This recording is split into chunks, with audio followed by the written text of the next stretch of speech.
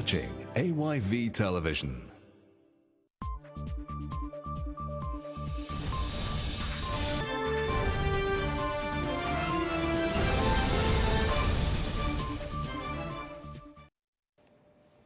Good evening, this is AYV's Primetime News. I'm Antonia Howard. Let's start with tonight's headlines. Political parties agree on majority recommendations to reform the Political Parties Act. And we think that that name does not capture all of what we do. We do not only register political parties, we are also supposed to regulate political parties.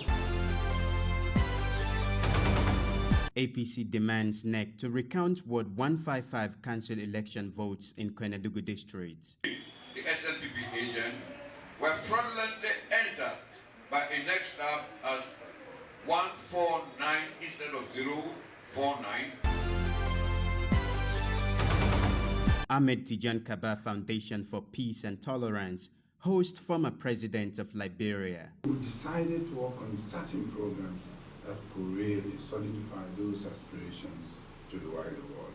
Now for the full news.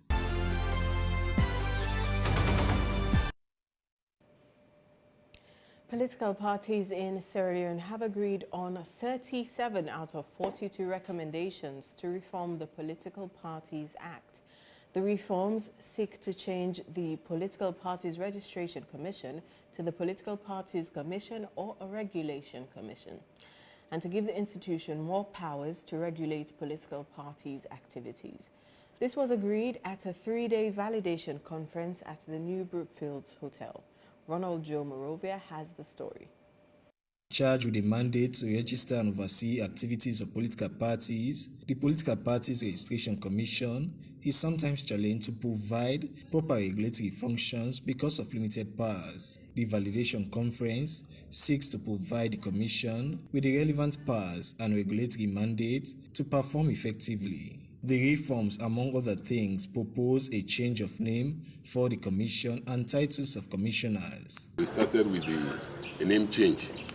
Our name at the moment is Political Parties Registration Commission, and we think that that name does not capture all of what we do. We do not only register political parties, we are also supposed to regulate political parties. So we recommended 2 names, that the Political Parties Commission, so that if you want to know what we do, you go into the Act, or those who want to maintain the acronym PPRC, which the public is used to now.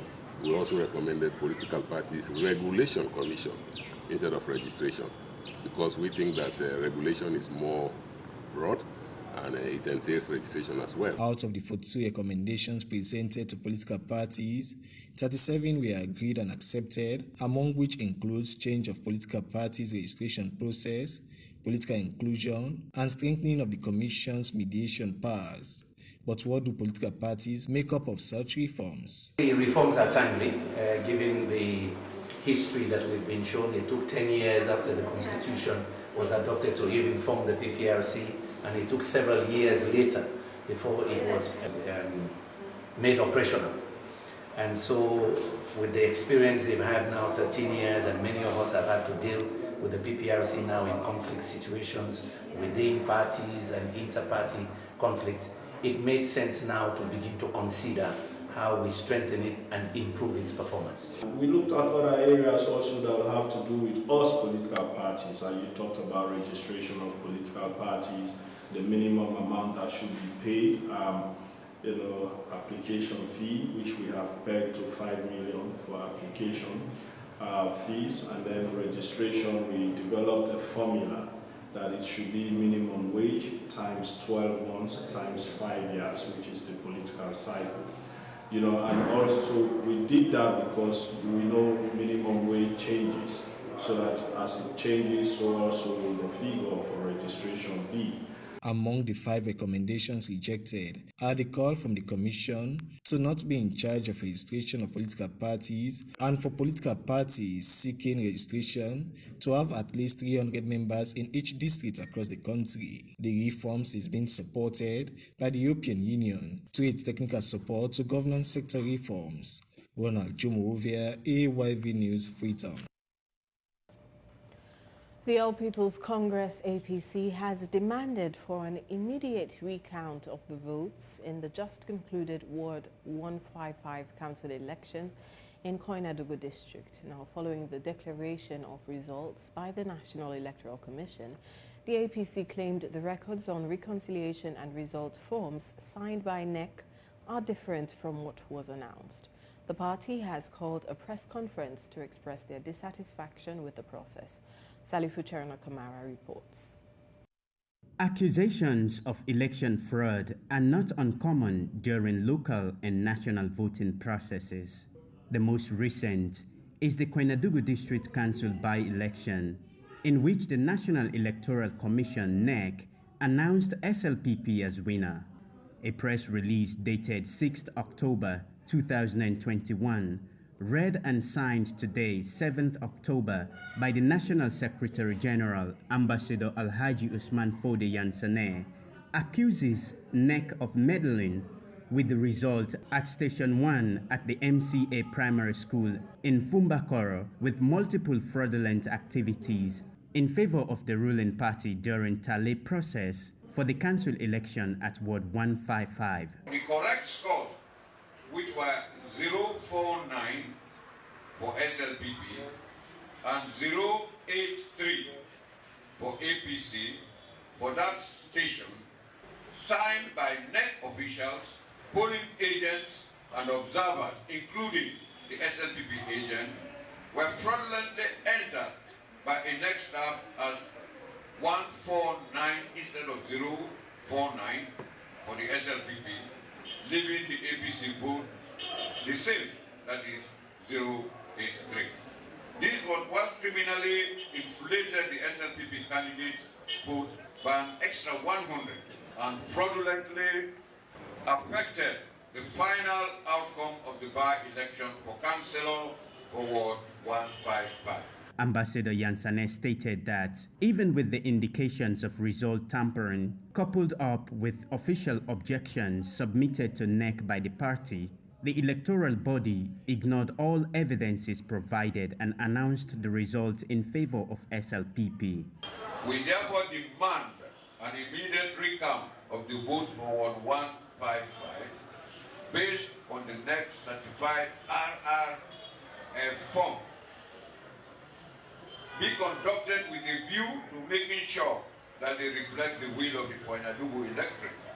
Identify and take appropriate actions against the NEC officials involved in the perpetration of electoral fraud and getting the National Electoral Commission to respect the law and best international electoral practices. The APC will utilize all legal and reasonable means at our disposal to continue to seek redress. In the last 3 years, the precedent set during by-elections, for instance, Constituency 110, Tonko Limba, among others, put in question the credibility of NEC ahead of the 2023 general elections. Salifu Cherna Kamara, AYV News in Freetown. The Ahmad Tijan Kaba Foundation for Peace, Tolerance, Human Rights and Democracy today plays host to the former president of Liberia, Ellen Johnson Sirleaf. The arranged meeting is for the leadership of the foundation to pick her brain on how to navigate their way around their current challenges to succeed in their mission. Fabian Swill attended the meeting and now reports. We decided to work on certain programs that could really solidify those aspirations to the wider world.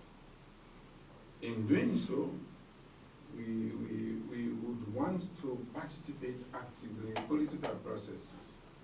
Now, everybody, when you talk of political processes, the only thing one thing that comes to their mind is elections.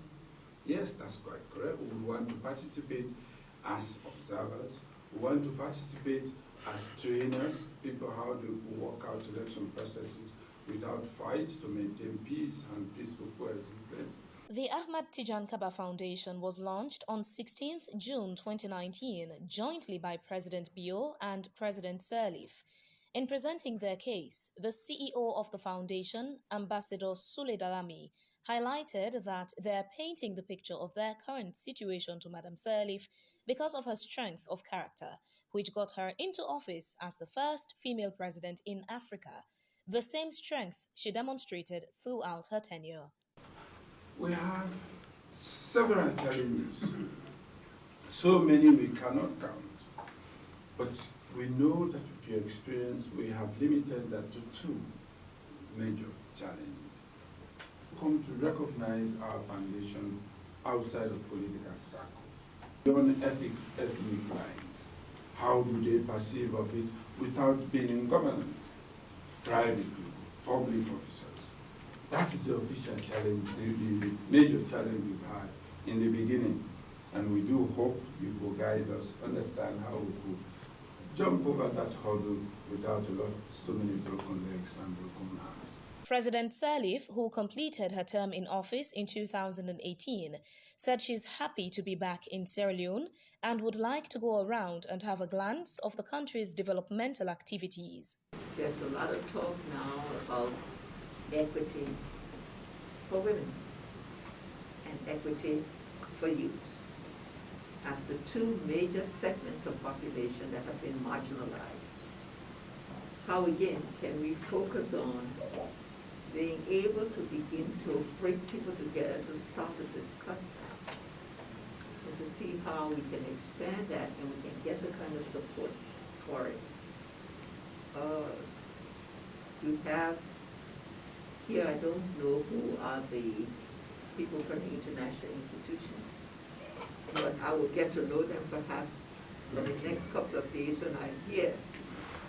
And I can then make a pitch to them about based upon what you're doing. The former president of Liberia is in Sierra Leone on the invitation of the Concord Times Communications and is scheduled to have series of activities during her 5 days visit, including the Concord Times Summit 2021, scheduled for Friday, 8th October 2021. Phoebian Swiel, AYV News, Freetown. The Minister of Youth Affairs, Mohamed Oman Bangura, has in a press statement announced the first National Youth Summit will be held on the 1st and 2nd of November in Magboroka in Tonkolili District in commemoration of the African Youth Day. Now, this summit will provide the youth the opportunity to engage duty bearers on development priorities and harness young people's potential. Let's join Ransford Lubimetska for more details. This summit, organized by the government of Sierra Leone under the leadership of the ministry, is in partnership with the United Nations country team and other development partners. According to the United Nations resident coordinator in Sierra Leone, Babatunde Ahomsi, the summit is aimed at elevating the voice of young people and place their experiences at the center of all discussions and decision-making, as well as provide youth with opportunity to engage with a range of duty bearers and development partners. The National Youth Summit that is planned for November, that is next month, aims to convene youth around the country to deliberate on issues that are genuinely affecting them. The discussions will be based on the 4 pillars of the African Union Roadmap on harnessing the demographic dividend through investments in the youth and the Sustainable Development Goals. The aims of the National Youth Summit with a theme towards a partnership on youth empowerment and demographic dividend align with the government's medium-term National Development Plan 2019-2023. Similarly, these are well articulated in our United Nations Sustainable Development Cooperation Framework and, by extension, the Sustainable Development Goals.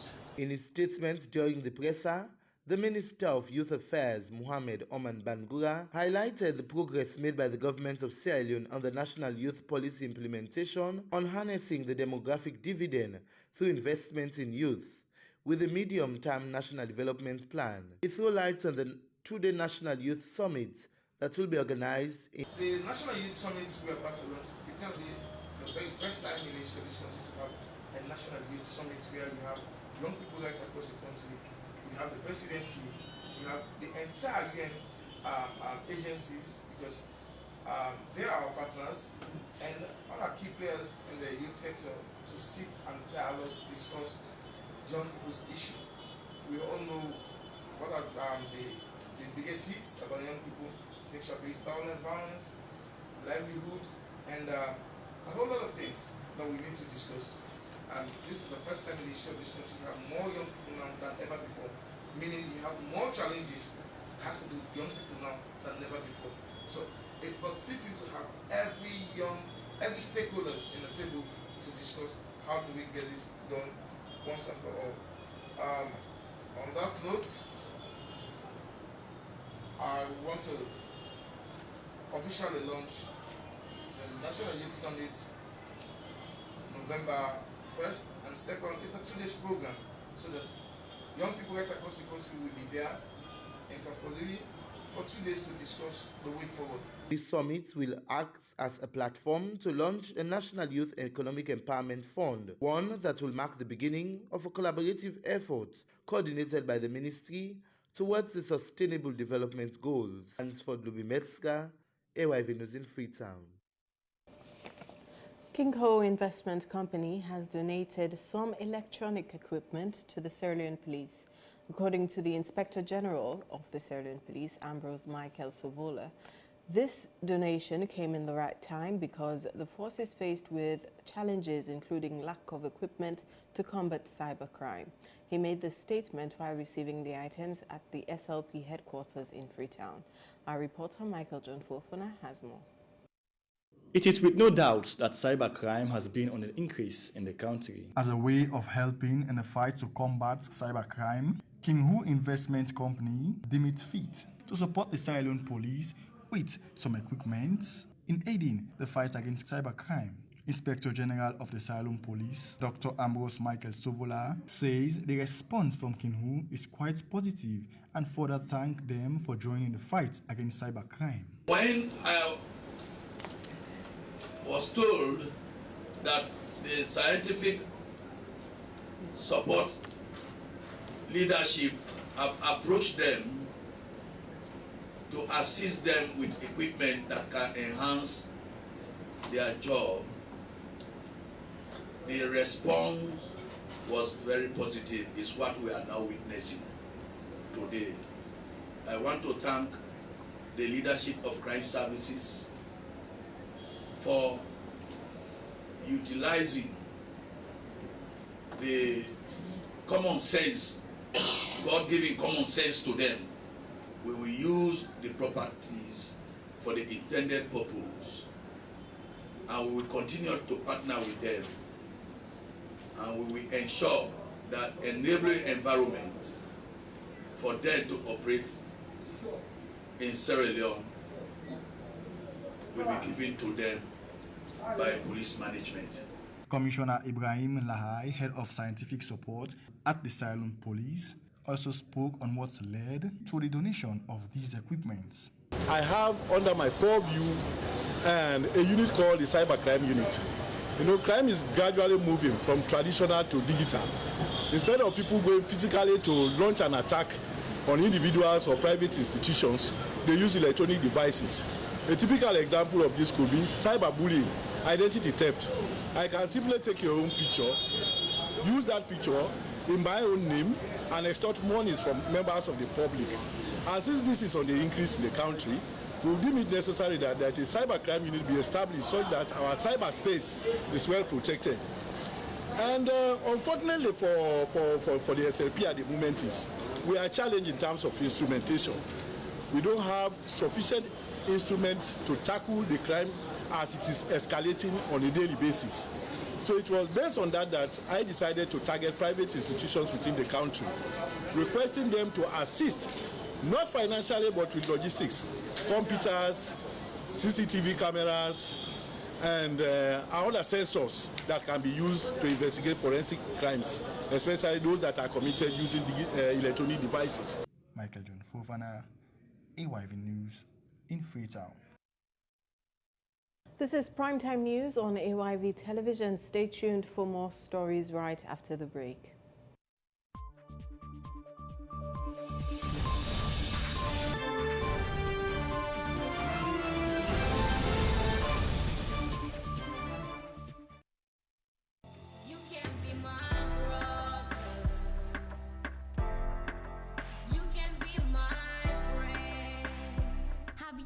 looking for a place to get quality education but don't know how or where? Canadian College of Modern Technology, situated at 1 Silicon Hills, Mile 91, opposite former Camp Charlie, is the right place for you.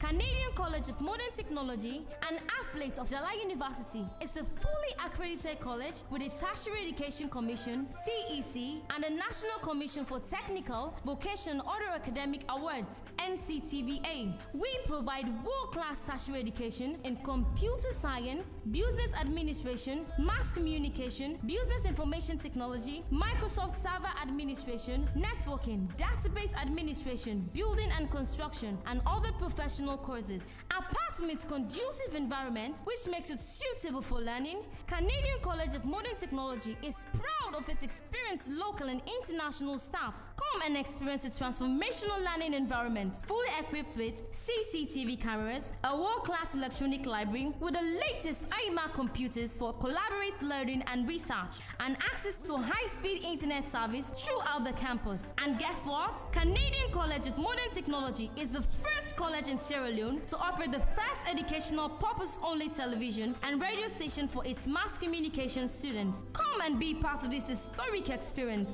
We have reserved a space for you. You want to know more? CCMC provides 24 hours electricity from a solar harvest power supply system with a backup generator. This highly secure campus also have a canteen, student hostels with clean pipe-borne water. Canadian College offers many more amenities for our students to help make learning a good experience. For more information, contact us on these numbers: 079-630-407 or 099-140-208. If you want to succeed, Canadian College will exceed your expectations. Canadian College of Modern Technology, a place where career begins.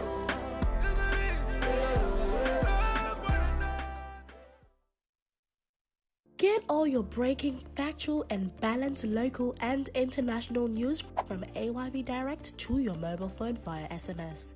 To subscribe on AfriCell, send star to 298 and stay connected for only 300 leones per day.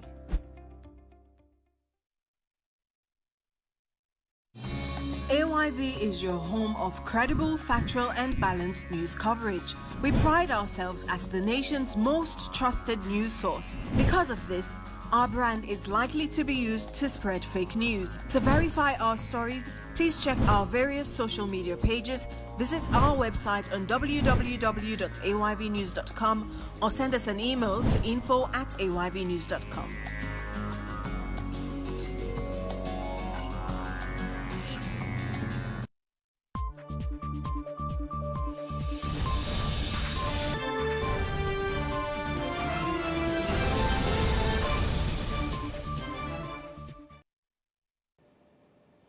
Welcome back to AYV's Primetime News. I'm Antonia Howard.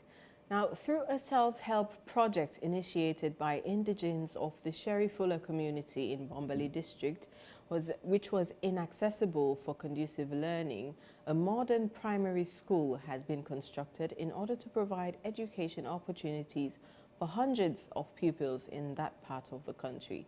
Let's join Jonathan Pangu as he witnessed the opening ceremony, and he reports.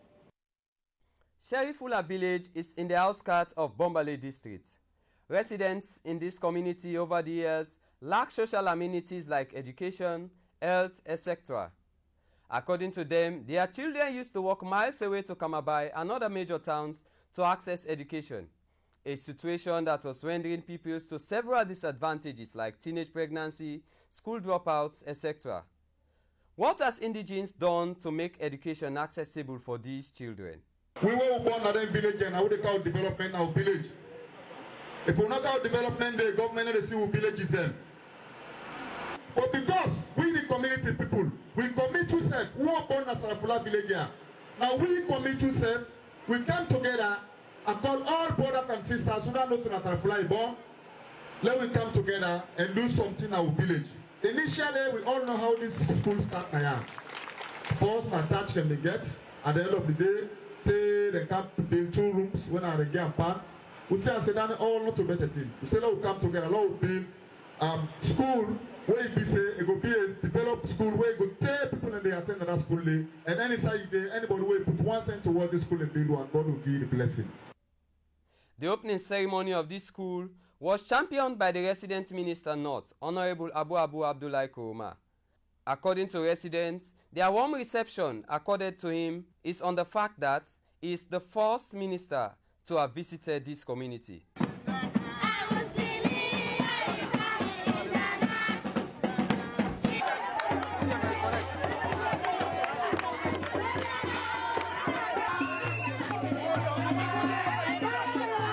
We people in Sarafula, because they're serious. So we serve them will take them seriously.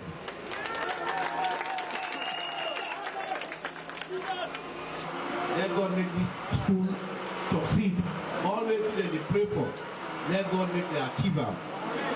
Let God accept them. The challenge of teachers teaching without PIN code in this community is a cause for concern. Joseph Kabo is the Deputy Director, Teaching Service Commission, Bombali District. I don't see say they get only one teacher now. Who they na payroll. All the other teachers, they're not in a payroll. If these are qualified teachers, let them prepare the document and set them up. Let them set them up, and by next week, let the document they reach me in the office. A continued effort to support this school from other benefits from government was called. Jonathan Pangu, AYV News, Makeni. And in our court update, Honorable Justice Komba Kamanda of the High Court of Sierra Leone has summoned Mohamed Fode Conte, who has been alleged or accused of murdering Ali Cisse on the 11th August 2020 at Mountain Court Community in Freetown. Now, the accused person was said to have confessed to the charges because in front of police officers while making statements. Our reporter, Sheikh Mohammed Sila, has the story. The evidence was revealed at the High Court in Freetown on Tuesday, 5th October this year, when Inspector Kabo was testifying as the fourth prosecution witness in a murder matter involving Kalon as the accused. The homicide officer said the accused confessed to the killing of Cisse while acting on self-defense along Mounticourt Vi Sanusi building. The second volunteer caution statement for the accused, which was read by the officer in court, revealed the confession of Kalon using a knife and scissors to stab Cisse on the said day. Kabo said that the accused told them that it was not his intention to kill Cisse but rather to wound him. The 33-year-old used cloth trader told the police that he picked the said knife on the street and the scissors was a tool he normally used in his trade. The man said to the police that he and the deceased had not been in speaking terms because the deceased had beaten his younger brother, one Saliu, unnecessarily. He said both his family and that of the deceased had been loggerheads since then. The young man denied malice accumulating over a woman, an incident that occurred at Tange's festival at Siaka Stevens Stadium in Freetown. The police had questioned the accused on an incident at the Tange's festival in which the deceased had failed to assist Kalon in a bow. Kalon had denied the allegation made by the police. Another witness, the elder brother of the deceased, Abba Cisse, was led in by the prosecution, Yusuf Issa Cisse. Abba said that he was at his residence at Ranger Street when one Fode dashed them an information and informed him that Ali, his younger brother, had been stabbed. He said it was on that information that he left his house and rushed to the alleged crime scene. Abba said that upon arrival at the said scene of crime, he met a crowd of people. He told the judge that he saw a lot of blood on the ground. He added that he was told that his younger brother had been rushed to the Connaught Hospital. He said that the police came and took him to the hospital because there was curfew at that time. Abba said that he met his younger brother, one Mohamed Cisse, who told him that their brother had been rushed in for treatment. He said that in about 3 minutes later, the doctor told him that Ali had passed on. The elder brother said that together with some police officers at the mortuary, an autopsy was conducted by Dr. Simeon Owis Koroma. the state pathologist. During the cross-examination by the legal aid lawyer Hannah Momo, Inspector Kabo maintained that the accused told them that he acted upon self-defense. He said the accused told them that the deceased approached him with 2 other men to assault him, and that the accused informed them that the deceased was with a knife. Justice Combat Commander adjourned the matter for Tuesday, 12 October 2021. Sheikh Mohammed Sileh, AYV News, Freetown. And in our regional court news, 2 people have been sentenced at the Magistrate Court in Makeni for larceny. Let's join our reporter there.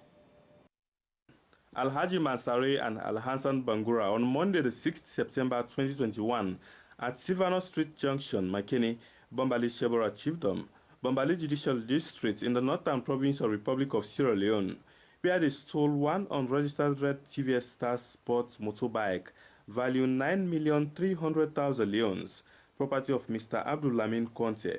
They were arrested and brought at Mena Police Station in Makeni. In the third appearance before Magistrate Mustafa Ibrahim Ajah on the 5th October 2021, they pleaded guilty on the offense and sentenced 5 years jail term each. According to the magistrate, the offense is contrary to Section 2 of the Larceny Act of 1916. Alhaji Mansare and Alhassan Bangura presently serving the jail term sentenced at the Makeni Correctional Center. For regional court updates, I am Abubakar Kamara from Makeni. And finally, the Ministry of Finance has ended the 2022 National Budget hearing today, where the Sierra Leone Teaching Service Commission, the Sierra Leone Maritime Administration, and the Sierra Leone Council for Postgraduate Colleges of Health Specialties presented their proposed budget for the year 2022. Our reporter Mohamed Bakar Kamara was at the closing session, and he sent in this report. After long weeks of budget hearing for ministries, departments, and agencies, finally, the Ministry of Finance has ended the 2022 budget discussion for all MDAs. Nearly all government institutions have something in common. The lack of funds and mobility is key in this year's budget hearing. Tassima Jah is the Director of Budget at the Ministry of Finance. He said after all the requests by MDAs, they will go for a retreat to ascertain what next for all MDAs and departments. The next step after today is we are going to compute all presentations made by the MDAs against the ceilings. They will try to rationalize it within their critical deliverables and activities in their strategic plans. Thereafter, the ministry will move for a 1-week retreat to put a comprehensive budget statement together, and we also build a budget estimates book to be presented to Parliament. Is plan for the Minister, the Honourable Minister of Finance, to present the budget to Parliament on the 2nd Friday in November. So these are the... Presenting their 10 billion euros budget for 2022, Professor Sam Moses Gevau, who is the chairman for Sierra Leone Council for Postgraduate Colleges of Health Specialties, was emphasizing on the need for Ministry of Finance to grant their budget as they are faced with challenges. But the major challenge is funding. With funding, you can do everything. We need to rent a few houses around town to host the colleges of physicians and surgeons, the College of Nursing, and the College of Pharmacy. Before we start actually embarking on building our own structures, that will take time. Apart from that, these ones have to be furnished.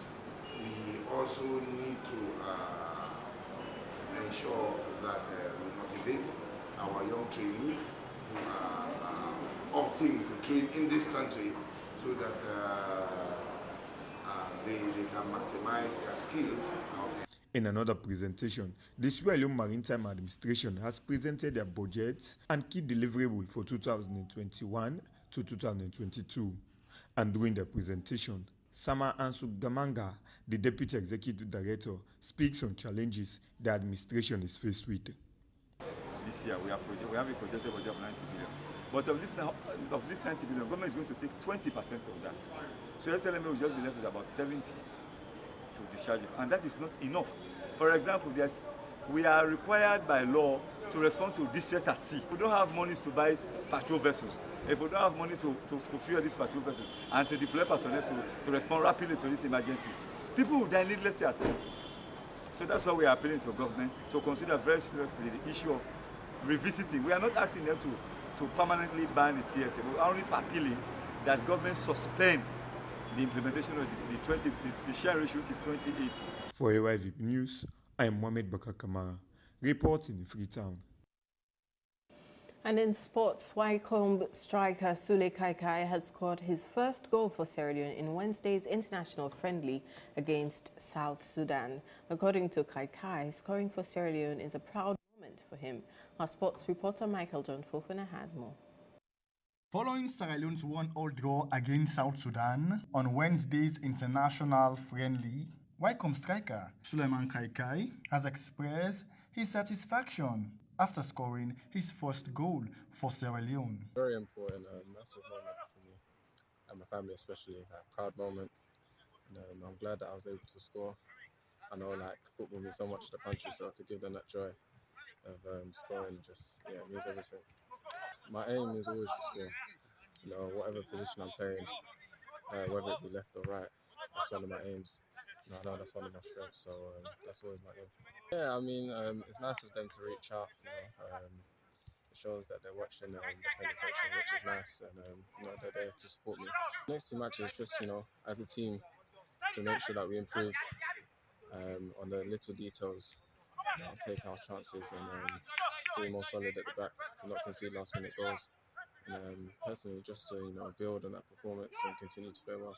Head coach of the Sierra Leone national team, John Kista, also spoke on the lapses of the team against South Sudan and further shared the team's expectation ahead of the 2 remaining matches. I think it was a good match, competitive one. I know that the populists have got their opinions about it. I've got my opinions about it. I thought we're developing. It's very, very important. To be honest, I think everyone is disappointed around when the goal was considered. I think this is a learning process. We've got to make sure everyone knows about their own responsibilities. I said before the game, the only way we're going to concede goals from set pieces. Because again, some of our people don't look at it from that point of view. We're a very small team in size. They're a big team, even though, again, in terms of being competitive, we were competitive. But these are things we've got to try and deal with. And yesterday, again, one mistake, we didn't drop off to deal with it. And then they've scored, but, we learned from that. And that's why we're here. It's the same objective. We're looking at a lot of players we've brought into Morocco, 3 games. We're running the rule over them. We've had a few injuries again, a few pull out. Alassane is injured, John Kamara struggling, Mohamed again, the goalkeeper, with a bad finger. So we've got to look at this is why we're here. We need to look where the levels of players going into wherever we're looking to go into. So for me, going into that match again is looking at the competitiveness, looking at identification. I thought Sule finished very well yesterday with a goal. There's a lot of positives around that.